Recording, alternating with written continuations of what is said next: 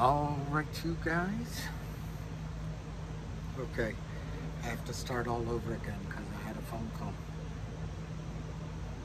So I'll start with my cornball joke.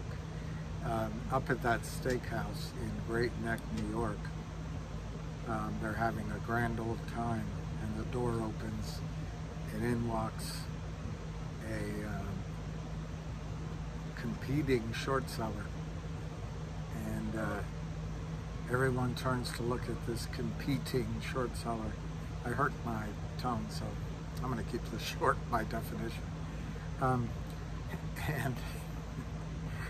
And he says, "I'm looking for the ham 27." And in the corner, in the darkness, steps forward Ham, a hamster. And he goes, "That'll be me." And the new short seller, the outside short seller, says, "You're ham 27? You're a wanted man."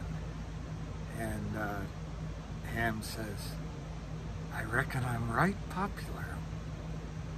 And he says, you a short seller? You a short seller?" And the short seller says, "A man's got to do something for a living." And Ham says, "Dying ain't much of a living, boy." And I think that's another reference to Clint Eastwood, but I think we could be getting close to the end, because Hamster had a great call today, but it focused on sort of 2 or 3 things. I really hurt my tongue. He focused on the regulatory people are looking, from the enforcement bodies to the overseers, and he emphasized there's no real friends of the Kramers out there. You're not going to have a market maker, which is a thin margin business anyway. Now, you're not going to have, you'll probably have a room full of these guys sitting there, as he said, and they don't want FINRA coming in. So that's going to tighten up. And I think anytime that these bloodhounds start sniffing, they're not going to stop. They're going to find all the tickets. So I think that's, I think time's getting close.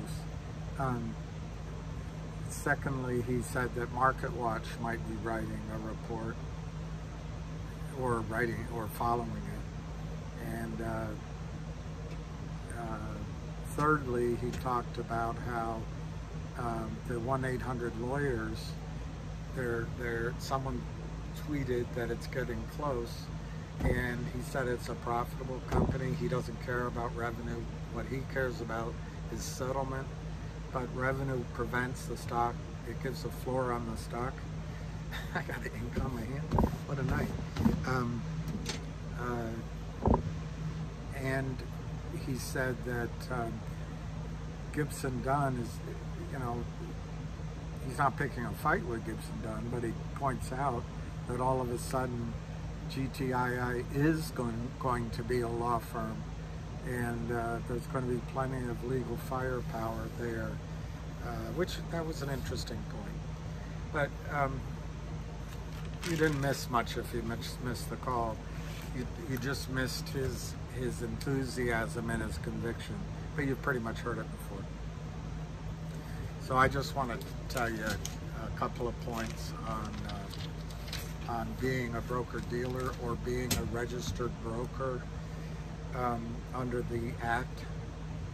And as I'm talking right now, I don't know if it's the Securities Act of 33 or of 44, but I'll just say the Act. It's one of them. There's an old expression that if it walks like a duck, talks like a duck, squawks like a duck, it's a duck. Well, whoever's shorting this stock right now is a duck, and probably the same duck, but they agree. It's like there's a hunting license that you have to get your allotment of ducks, and it's like a hunter comes to shoot a duck, and the hunter gets the duck to sign a note. Just sign here that you're not a duck, because that's what these contracts that the Kramers set up. They get they're the predator, and they get the prey to say, hey, you're not violating the law.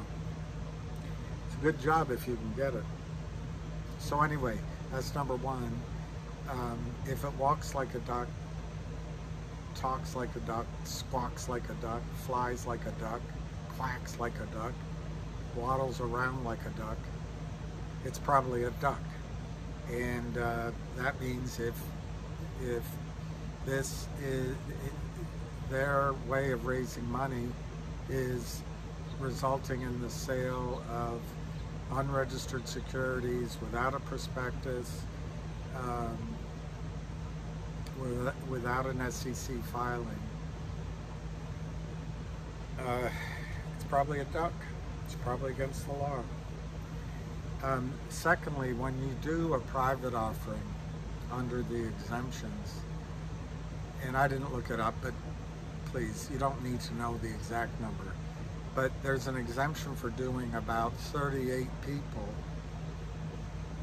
per offering that may or may not be accredited, or they may or may not be, in other words, there can be friends of the family and then everyone else is accredited, but it's limited to 38 people roughly. It can't be more than that. And that goes back to the walk like a duck. If you do it, you know, you can have your lawyers normally say that, hey, it was just a one-off, or we did one last year and we're doing one this year. And if someone's really looking at you, they'll say don't do it again, because you have a pattern there. So those three things, I mixed them up. One is if it looks like a duck. Two is if you got to limit it to just a handful of, 2 or 3 dozen people. Well, if you're selling into the open market shares that don't exist because you have a convertible note, you don't know how many people are buying it. That breaks it. And you can only do it once, really, as an exception. You can't do it all the time.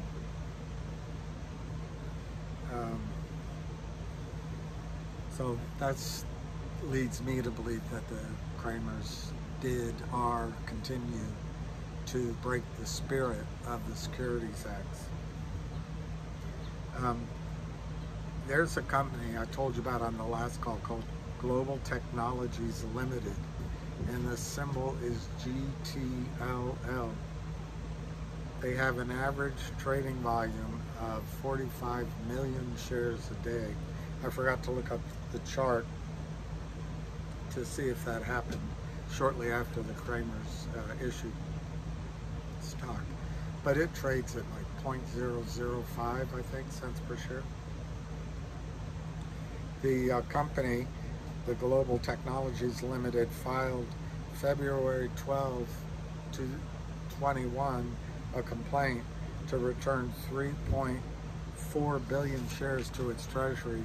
I wasn't able to find if that has anything to do with our guys, but it just shows that there's this, the Kramers are a frog in a pond, and there's hundreds of frogs eating the gnats and flies. There's a lot of them. Okay, so that company, GTLL, that's a funny symbol. Type GTLL and type GTII. They look a lot alike. Is this how the Kramers are mismarking some tickets? Or we don't know. But anyway, on January 13, 2022, they filed a AK, the company did, that 6th Street Lending issued a note, a securities purchase agreement and a note with a principal amount of $43,750 that earns 8% a year. The variable conversion rate is 61% of market price, which I'll define. or a discount of 39%, 39%. And it's based, the trading price, the market price is 61% of the trading price. The definition of trading price is the closing bid one day in the past 10 days, which is the lowest bid. Just the lowest bid for 10 days. So they just slaughter the heck out of that stock, and they got the lowest bid. So they can create more than 39% discount. They had a reserve of shares for 286 million shares, almost 287 million shares. So 6th Street Lending's president is Kurt Kramer, C-U-R-T-K-R-A-M-E-R. And the reason I know that it's the same Kurt Kramer is the lawyer is Nadine Schwerman out of the same Great Neck, New York address. But 6th Street Lending is located in 1800 Diagonal Road, Suite 623, Alexandria, Virginia, 22314. Okay, and then the final thing I want to just say for this talk, I feel like one of those videos from Africa where all the flies go around. I'm just going to make a supposition. Let's say the Kramers do 20 of these notes a year. I've only found a handful for the last several years, but let's pretend they're like cockroaches. If you find one, there's more than one.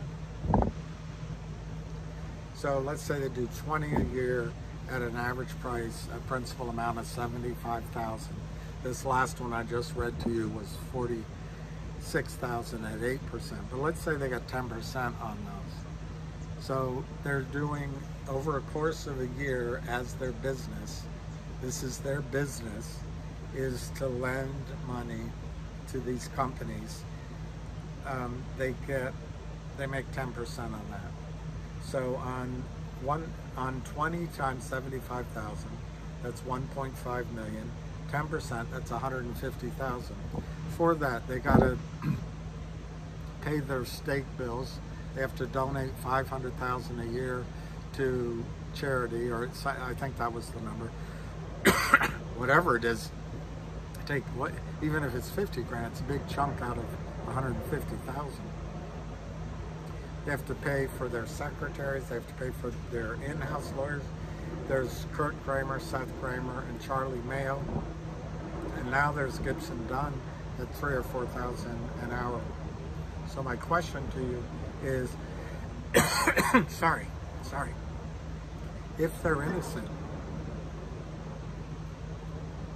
if they're just doing normal business, and as Gibson Dunn has alerted several people that they're not short selling, how are they affording to live in the best neighborhood, drive the best cars, hire the best attorneys, go to the steakhouse and have parties on $150,000 a year? That's not each, that's the total. And by the way, I said 20 of these deals a year, and I use 75,000 as the average deal at 10%. This one, which is a Florida deal, but it's a Virginia LLC, it is $43,750 at 8%. I found nowhere near 20 of these a year. So they're probably more reasonably doing less than 10 a year. So they're living their lifestyle on 75,000, and that's, I'm telling you, that's the total. So it begs the question, where are they making their money? And I think we know. I think this is the great underbelly of the securities business. They're destroying companies by selling shares that don't exist, short selling, naked selling, phantom selling, failure to deliver, mismarking trades, breaking the law, crime, crime, crime. They're stealing. And they are, this is white collar crime, but it has real-time effects. So they're going to come up. So at the end, when Hamster said to the short seller, "Dying ain't much of a living, boy," the short seller walked away, losing his guts. But then he decided, came back in. He decided there was nothing he could do, so he just continued shorting stocks because this is all he knew how to do. And then the Hamster pulled his gun, which is the regulatory body seeing this, and bought the reporters and brought his crew, and the short seller was walked out of the restaurant with his hands in cuffs. Would that make a good movie? Anyway, all right. Have a happy weekend and cheers.